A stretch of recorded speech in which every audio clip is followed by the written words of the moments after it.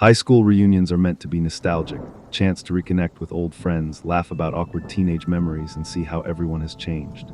When I received the invitation to my 15-year reunion, I wasn't particularly excited, but I decided to go. My wife, Clara, encouraged me. "You might have fun," she said with a smile, leaning against the kitchen counter. "Besides, I want to hear all the embarrassing stories about you from back in the day." "Yeah, right," I joked. Like I'd tell you those, but her enthusiasm convinced me. We spent the week leading up to the reunion flipping through old photo albums. Clara loved hearing about my high school antics, the pranks, the football games, the late-night fast food runs. I even dug out an old yearbook and pointed out the people I hoped to see again. She listened intently, asking questions and laughing at the stories. Her laughter was infectious, and it made me realize how much I loved sharing these moments with her. She was my anchor, the one who kept me grounded even when life felt overwhelming. On the night of the reunion, I kissed her goodbye and promised to text her if anything interesting happened.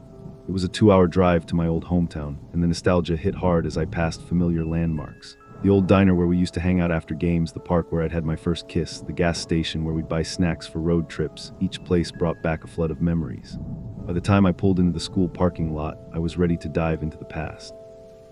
The gym was decorated with streamers and balloons, just like it had been for every dance back in the day. A large banner read, "Welcome back, class of 2010. People were milling around, catching up and laughing. I recognized a few faces immediately and made my way over to say hi. "Mark, it's been ages," cried a voice. It was Alex, my old lab partner. He gave me a hearty handshake and clapped me on the back. "Man, you haven't changed a bit." We fell into easy conversation, and for the first hour, it was exactly what I'd expected, reminiscing, joking, and comparing notes on where life had taken us.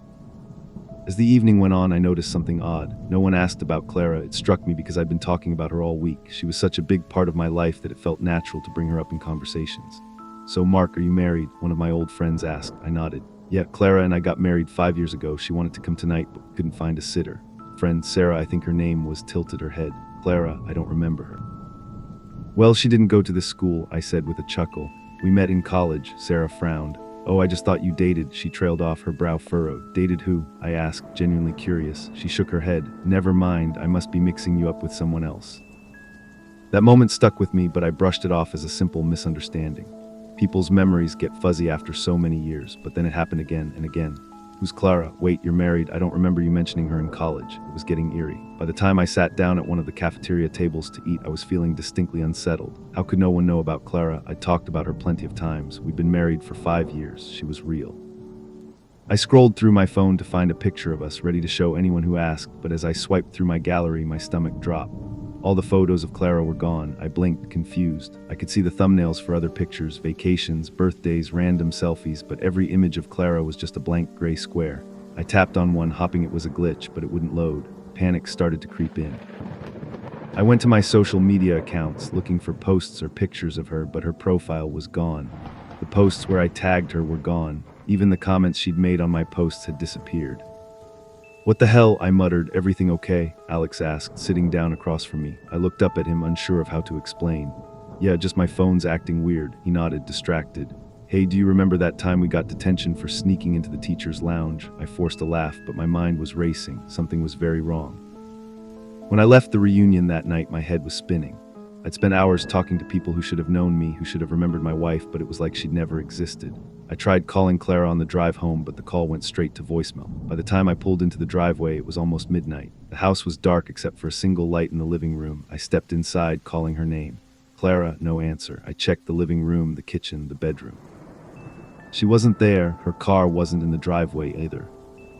I sat down on the couch, heart pounding. Where could she be? Then I noticed something that made my blood run cold. Pictures on the wall, the ones from our wedding, our honeymoon, even casual snapshots from our life together, were missing. The frames were still there, but the photos inside were blank. I grabbed one, my hands shaking, and stared at the empty white space where our faces should have been. It was like she'd been erased from my life. I didn't sleep that night. I stayed up, searching every corner of the house for any trace of Clara. Her clothes were gone, her jewelry was gone, even the mug she always used for coffee wasn't in the cabinet. It was as if she'd never lived there. I checked my phone again, scrolling through contacts, messages, emails. Her number was still saved, but every text she'd sent me was gone. The photos of us were still blank squares. At some point, I grabbed the yearbook I'd been showing her earlier in the week.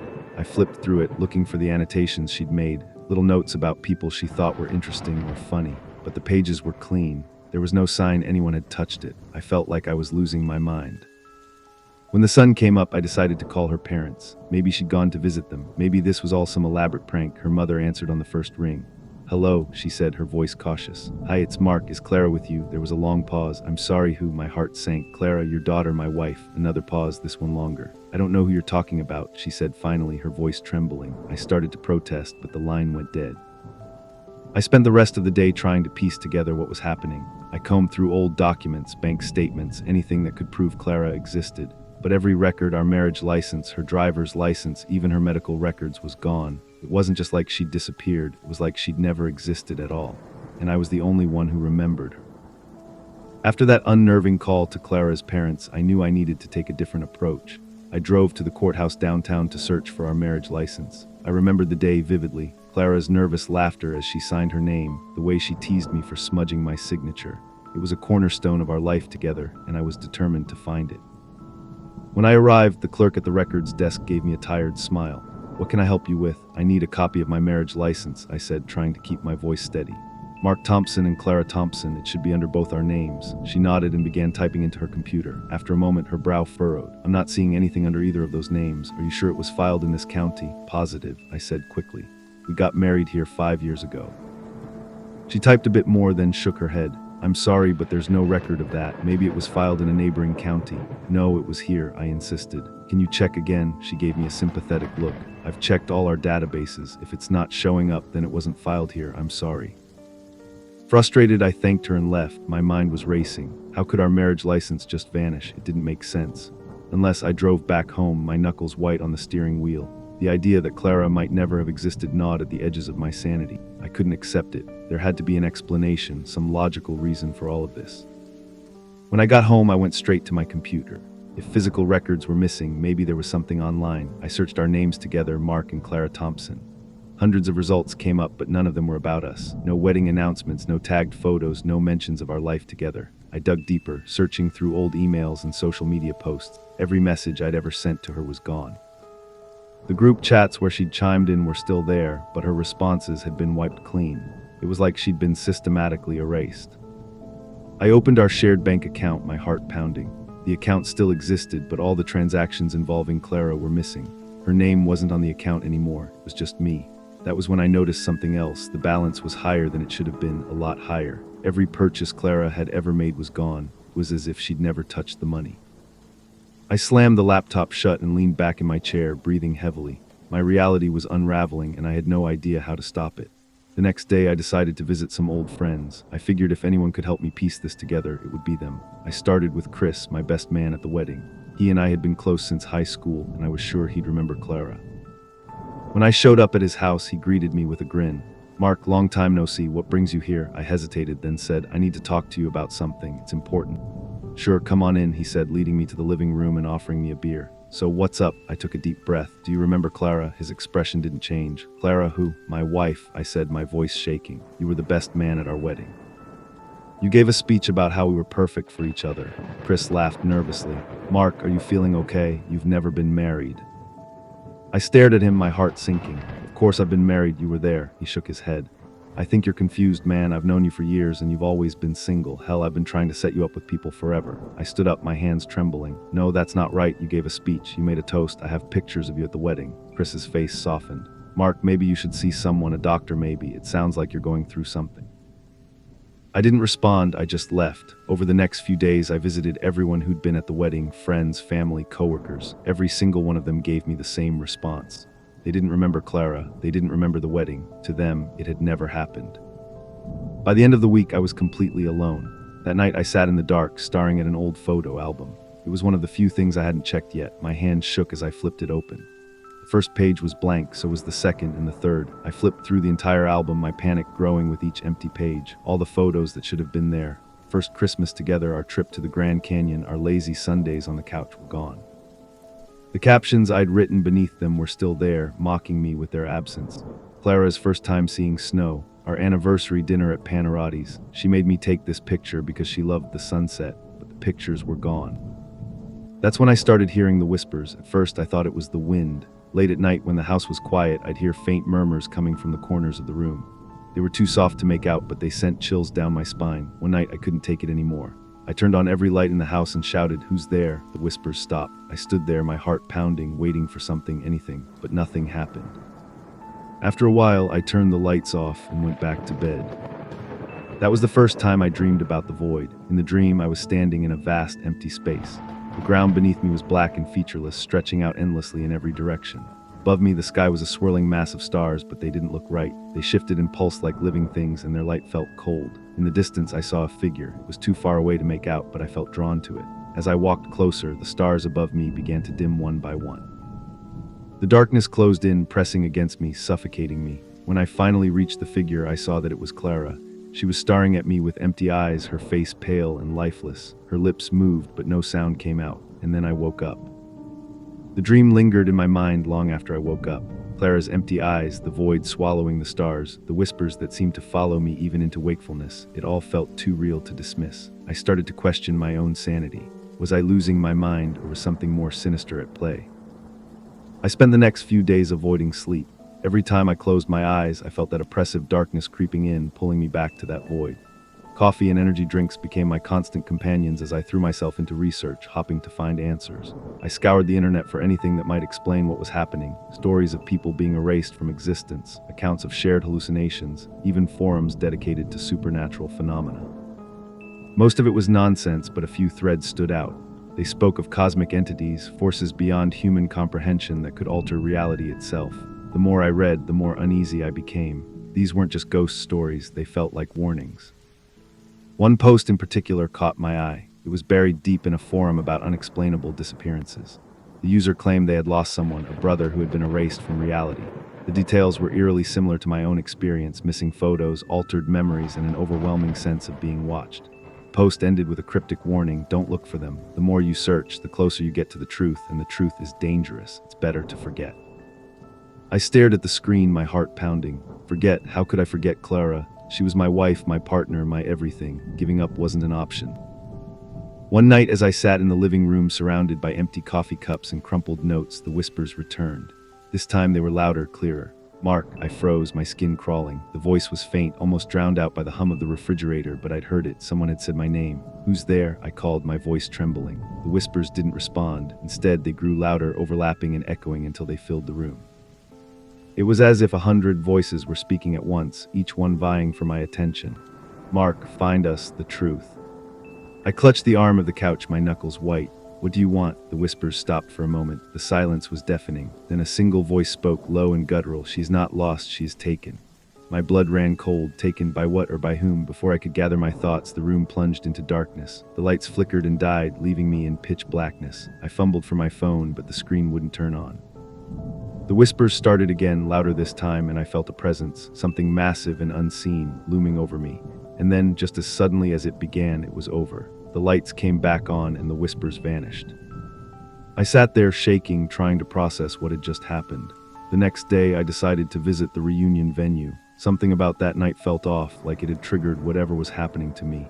I needed to go back to retrace my steps and see if I'd missed anything. The school gym was empty when I arrived, its decorations long since taken down. The custodian gave me a curious look as I walked in. "Can I help you?" he asked. "Just looking around," I said. "I was here for the reunion and I think I lost something." He shrugged and went back to sweeping the floor. I wandered through the gym, trying to shake the eerie feeling that had settled over me. Everything looked normal, but it didn't feel right. The air was heavy, oppressive, like the void from my dreams. As I walked past the stage, I noticed something odd. The banner from the reunion was still there, crumpled in a corner. I picked it up, my fingers brushing against something cold and metallic. It was a pendant, a small, circular charm etched with strange symbols I didn't recognize. It didn't feel important, like it didn't belong here. "Find us," the whispers echoed in my mind. I pocketed the pendant and left the gym, my heart racing. Whatever this was, it wasn't over, not by a long shot. That night I dreamed again. I was back in the void, the ground beneath me stretching into infinity. The stars above were dimmer than before, their light barely illuminating the darkness. Clara was there, her figure faint and flickering like a dying flame. "Mark," she whispered, her voice carrying a desperate urgency. "You have to stop, they're watching you." "Who's watching?" I asked, stepping closer. She shook her head. "You can't fight them, you'll only make it worse." "I can't just leave you here," I said. "Tell me how to help you," her eyes filled with tears. "You don't understand, they'll erase you too." Before I could respond, the darkness surged around us, swallowing Clara whole. I screamed her name, but the void consumed everything. And then I woke up. The pendant was still in my pocket, its strange symbols catching the morning light. I couldn't shake the feeling that it was connected to all of this, that it held some kind of key to understanding what was happening. I decided to take it to someone who might know more, an old professor of mine, Dr. Harrison, who specialized in ancient symbols and mythology. If anyone could make sense of the pendant, it was him. When I arrived at his office, he greeted me with a warm smile. "Mark, it's been years. What brings you here?" I placed the pendant on his desk. "I found this and I think it's important. Can you tell me what it is?" His smile faded as he picked up the pendant, his eyes narrowing in concentration. He turned it over in his hands, studying the symbols. "Where did you find this?" he asked, his tone suddenly serious. "At my high school," I said, "during the reunion." Dr. Harrison's face paled. "Mark, these symbols, they're not just ancient, they're wrong. They don't belong to any known language or culture. It's as if they were made to defy understanding." "What does that mean?" I asked, dread creeping into my voice. He set the pendant down carefully as if it might explode. "It means you're dealing with something far beyond human comprehension. Whatever this is, it's dangerous." Dr. Harrison's words hung in the air like a thundercloud. Dangerous, beyond comprehension.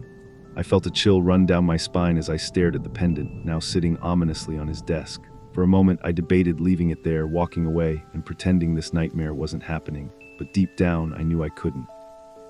What should I do?" I asked, my voice barely above a whisper. Dr. Harrison hesitated, his fingers steepled beneath his chin. "I'm not sure there's anything you can do, Mark. This is beyond me, beyond anything I've ever encountered, but I might know someone who can help." "Who?" I leaned forward, desperate for answers. He scribbled a name and address on a piece of paper and handed it to me. "Her name is Evelyn Carter. She's an expert in unconventional phenomena. If anyone can help you, it's her." "Unconventional?" I asked, raising an eyebrow. "Let's just say she's not exactly an academic," he said with a wry smile. "But she knows things most people would dismiss as nonsense." I thanked him and left, clutching the slip of paper like it was a lifeline. Evelyn Carter lived in a small, dilapidated house on the outskirts of town. The drive there was uneventful, but the air grew heavier the closer I got, as if the universe itself was pressing down on me. Evelyn greeted me at the door with a sharp, appraising look. She was older than I expected, her gray hair pulled back in a loose bun, her eyes sharp and piercing. Without a word, she ushered me inside. Her house was a chaotic mess of books, artifacts, and strange trinkets. Symbols and diagrams covered the walls, their meanings incomprehensible to me. She gestured for me to sit at a cluttered table and then sat across from me, her gaze never leaving my face. "You've seen it, haven't you?" she said, her voice low and gravelly. "Seen what?" I asked, taken aback. "The void, the place where they dwell." I froze. How could she possibly know? "Yes," I admitted. "In my dreams, and I think they've taken my wife." Evelyn nodded as if she'd expected this. "Show me what you brought." I placed the pendant on the table and her expression darkened. She picked it up, her fingers tracing the symbols with a mixture of reverence and fear. "This is a marker," she said finally. "A key of sorts. It connects you to them." "Them?" I asked. She met my gaze, her eyes filled with something I couldn't quite place, pity, perhaps, or fear. "The Watchers, entities that exist beyond our reality. They see everything, Mark. They've seen you." The room seemed to grow colder. "Why me?" I asked, my voice trembling. "You must have caught their attention," she said. "Perhaps through the reunion, perhaps because of your wife. Once they notice you, it's almost impossible to escape their gaze." "I just want Clara back," I said, my desperation spilling over. "How do I get her back?" Evelyn's expression softened. "It won't be easy. They don't let go of what they've taken, but there might be a way." "Tell me," I begged. She took a deep breath. "There's a ritual, a summoning. It's dangerous, incredibly dangerous, but it's your only chance." "What do I need to do?" Evelyn began explaining the ritual, her voice steady and measured. It involved the pendant, certain incantations, and a specific location, an abandoned church deep in the woods. She warned me repeatedly of the risks. "They'll test you," she said. "They'll try to break you, and if you fail," she trailed off, her meaning clear. I didn't care. I was willing to risk anything to bring Clara back. The following night, I made my way to the church. It was exactly as Evelyn had described, crumbling walls, shattered stained glass, and an oppressive silence that seemed to swallow all sound. The air was thick with the scent of decay. I set up the ritual according to her instructions, placing the pendant in the center of a chalk circle I'd drawn on the floor. Candles flickered around me, casting dancing shadows on the walls. The incantation was written on a scrap of parchment in Evelyn's spidery handwriting. My hands shook as I held it, but I forced myself to read the words aloud. The moment I finished, the air shifted. The candles flickered violently, and a deep, resonant hum filled the church. The shadows on the walls began to twist and writhe, taking on shapes that defied logic. My heart pounded as a voice, deep and otherworldly, echoed through the space. Why have you summoned us? I swallowed hard, my throat dry. You took her, my wife, I want her back. The voice laughed, a sound that sent chills down my spine. She is ours now, you cannot comprehend the bargain you seek to make. I don't care, I shouted. Take me instead, just bring her back. The shadows surged, forming a towering, amorphous shape that loomed over me. You would give yourself to us. Yes, I said without hesitation. The voice fell silent for a long moment, then it spoke again, softer this time, almost mocking. Very well, we accept. The shadows enveloped me, cold and suffocating. I felt myself being pulled into the void, the same endless darkness I'd seen in my dreams. But this time I wasn't alone. I saw Clara, her figure flickering like a dying flame. She reached for me, her eyes wide with fear. Mark, no, she screamed. You can't do this. It's okay, I said, my voice steady despite the terror clawing at me. I'll bring you back. The darkness surged again, and everything went black. I don't know how much time passed before I woke up. I was lying on the floor of the church, the pendant still clutched in my hand. The candles had burned out and the air was heavy with silence. I sat up, my head pounding. Clara, I called, my voice echoing in the empty space. There was no response, but as I looked down at the pendant, I saw something new. The symbols had changed, shifting into a pattern that seemed to pulse faintly with light. It was a sign, I realized, a clue. They hadn't taken me, not yet, but they'd left me with a choice. I sat on the cold stone floor of the abandoned church, staring at the pendant in my hand. Its new configuration of symbols pulsed faintly, casting a dim, otherworldly glow. Whatever had happened during the ritual, it had left me shaken, but it had also left me with a sliver of hope. This was a clue, a key, or maybe even a final test. I didn't know what the Watchers wanted from me, but I was determined to find out. I spent the next several days deciphering the new symbols on the pendant. It wasn't easy. I consulted every resource I could find, from ancient texts to obscure forums, even reaching out to Evelyn Carter again. She warned me against continuing. You're playing with forces that don't care about you, she said. They'll use you, twist you, and when they're done, they'll discard you like you never existed. They already took Clara, I replied. If I don't try, she's lost forever. Evelyn shook her head, but she didn't stop me. Instead, she handed me an old leather-bound book filled with strange diagrams and writings. If you insist on continuing, this might help. But remember, Mark, every step you take brings you closer to their grasp. The symbols on the pendant matched a passage in the book, a description of a place called the Threshold, a liminal space between worlds where the Watchers resided. According to the text, the threshold could be reached, but only at a great cost. It required a sacrifice, a piece of oneself to open the way. I didn't hesitate. Whatever it took, I was willing to pay. The instructions led me to an isolated cave deep in the woods. The entrance was overgrown with vines, and a sense of unease settled over me as I stepped inside. The air was damp and cold, and the faint sound of dripping water echoed through the darkness. I set up the ritual as described in the book, using the pendant as the focal point. The cave walls seemed to close in around me as I spoke the incantation, my voice trembling but resolute. The symbols on the pendant began to glow brighter, casting shifting shadows that danced like living things. The air grew heavy, and the ground beneath me trembled. A tear appeared in the fabric of reality, a jagged rift that pulsed with an unearthly light. It was the threshold. Stepping through the rift was like being plunged into freezing water. The air was thin and sharp, and the ground beneath my feet felt insubstantial, as if I were walking on the surface of a dream. The void stretched endlessly in all directions, a swirling chaos of light and shadow, and there in the distance stood Clara. She was trapped within a shimmering cage of light, her figure faint and flickering like before. When she saw me, her eyes widened with a mixture of hope and fear. "Mark," she whispered, "you shouldn't be here." "I'm here to bring you back," I said, stepping closer. Before I could reach her, the void shifted. The amorphous shapes I'd seen before began to collapse, forming towering figures that loomed over me. Their presence was suffocating, their voices a chorus of overlapping whispers. "You have come to bargain," they said in unison. "What will you offer?" I swallowed hard, my resolve unshaken. "Take me, let Clara go, and I'll stay here in her place." The Watchers' forms pulsed, as if considering my offer. The whispers grew louder, their voices intertwining in a cacophony of sound. "A noble sacrifice," they said, "but insufficient. You must give more."